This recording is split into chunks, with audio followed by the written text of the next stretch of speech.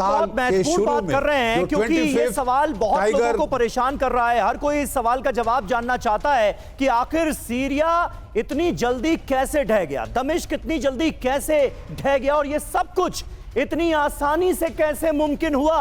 और इस बीच देखिए, सीरिया के राष्ट्रपति भवन में घुसे विद्रोहियों की तस्वीरें सामने आ गई। राष्ट्रपति भवन पर विद्रोहियों का कब्जा हो चुका है। राष्ट्रपति भवन छोड़कर भाग चुके हैं सारे सीरियाई सुरक्षाकर्मी। ये देखिए तस्वीरें आपके सामने, किस तरह से राष्ट्रपति भवन पर कब्जे का ऐलान किया जा रहा है राइफलों से गोलियां दागकर। जरा सुनिए।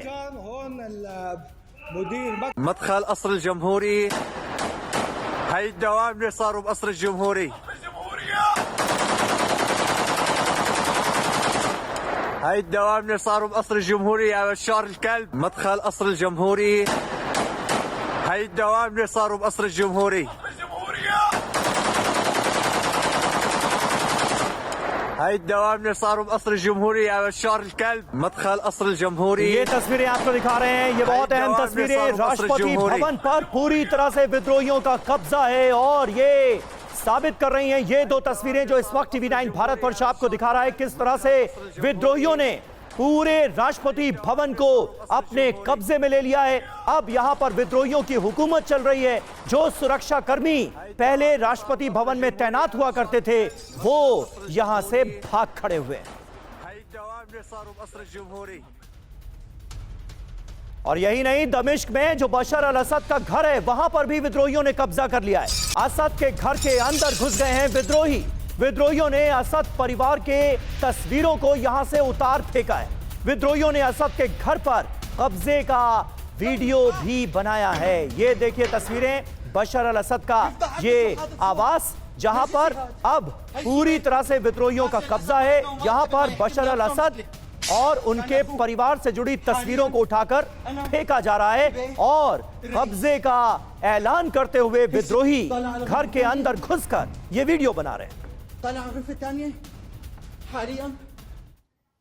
और राष्ट्रपति बशर अल असद के घर में लूटपाट करते दिखे हैं लोग। असद आवास में लूटपाट का एक वीडियो अब हम आपको दिखाने जा रहे हैं। ये देखिए, महिला विद्रोही भी घर में जाती नजर आई है। असद के आवास पर तोड़फोड़ की गई है और जमकर लूटपाट की गई है। यानी यहां पर दाखिल हुए लोग जो चाह रहे थे वो कर रहे थे। पूरी तरह से अराजकता की स्थिति साफ तौर पर इन तस्वीरों में नजर आती है। दमिश्क में, सीरिया की राजधानी में, ये बशर अल असद का वो घर है जो अब पूरी तरह से विद्रोहियों के कब्जे में है, और कब्जे के बाद जमकर लूटपाट की गई है।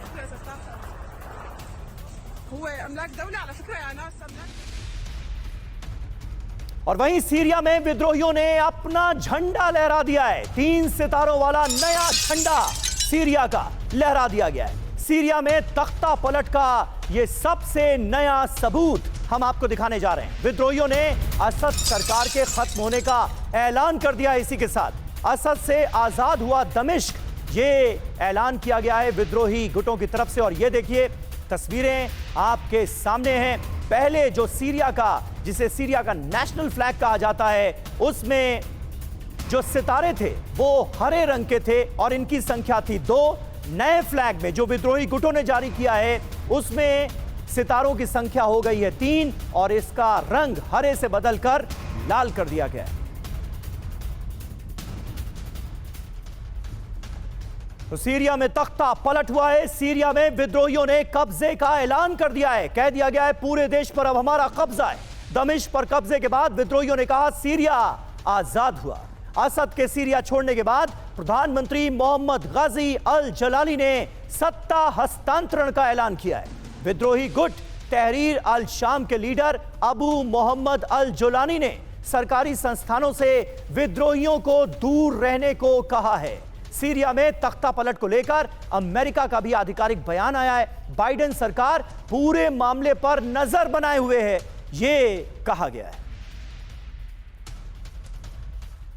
तो देखिए, सीरिया में विद्रोहियों का कब्जा हो गया है। अब तमाम शहर पूरी तरह से विद्रोहियों के कब्जे में नजर आ रहे हैं। आइए आपको मैप के जरिए दिखाते हैं। ये देखिए, अलेप्पो से ये सिलसिला शुरू हुआ था, अलेप्पो पर कब्जा किया गया, इदलिब, उसके बाद हमा और फिर होम्स की तरफ विद्रोही धीरे धीरे करके आगे बढ़े और फिर दमिश्क ढह गया। जी हां, जब हमा से होम्स की तरफ विद्रोही आगे बढ़े थे, उसी वक्त यह कहा जा रहा था कि अब राजधानी का बचना मुश्किल है और अब दमिश्क पर भी पूरी तरह से कब्जा हो गया है विद्रोही गुटों का और बशर अल असद सीरिया के राष्ट्रपति को देश छोड़कर भागना पड़ा है। वो कहां गए हैं कोई नहीं जानता और अचानक से उनका विमान रडार से गायब हो जाता है। ऑगस्टीन सर, जरा हमारे दर्शकों को बताइए, क्योंकि अभी अभी जिस आशंका का इजहार जीडी बख्शी सर की तरफ से किया गया, उसमें यह भी कहा गया कि मुमकिन यह भी है कि कहीं उनके एयरक्राफ्ट को किसी ने शूट डाउन तो नहीं कर दिया।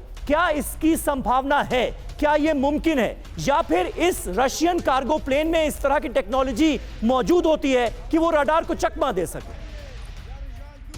बहुत अच्छा सवाल है। इसका हमें मुमकिन तो है, लेकिन जिस तरह से मैं इसको फ्लाइट पाथ को देख रहा हूँ, जिस तरह से इसके जो ऑल्टीट्यूड जिस तरह से इसने लूज किया है, इसको देख रहा हूँ, और IL-76 जिस जहाज से भागे हैं वो भारत में भी है, हम भी इस्तेमाल करते हैं इस जहाज को, और लो लेवल पे इसका जो फ्लाइंग है बहुत ही खूबसूरत है। तो धीरे से 1600 फीट पे अगर चले गए हैं तो इसका मतलब वो रडार से बाहर हो जाते हैं, रडार होराइजन से बाहर हो जाते हैं, और पॉसिबिलिटी यही है जो दो देश का साहब ने जिक्र किया उसमें से एक में लैंड हुए हों और वहां से या तो पड़गी या किसी बोट में डाल करके वाटर से धीरे धीरे इनको मेनलैंड रशिया मॉस्को ले जाने की संभावना सबसे ज्यादा है। दूसरी बात, एक मेरे को 10 सेकंड दीजिएगा। दूसरी सबसे महत्वपूर्ण बात यह है कि आप जहां यूएसए यूनाइटेड स्टेट्स का इन्वॉल्वमेंट देखते हैं पिछले एक चंद साल में, ऐसे ही प्रेसिडेंशियल पैलेस कुछ कर रहे हैं, बांग्लादेश में देखा, श्रीलंका में देखा, जैसे देख रहे हैं, जैसे वेनेजुएला हम देखते हैं कि दुनिया भर की जो कूटनीति जो है वो बिल्कुल कोलैप्स कर रहा है और जो डीप स्टेट है वो धीरे धीरे अपना फन फैला रहा है। वो बिल्कुल, ये बहुत महत्वपूर्ण बात आपने कही ऑगस्टीन साहब, और ये अपने आप में पूरी दुनिया के लिए चिंता का बड़ा सबब है।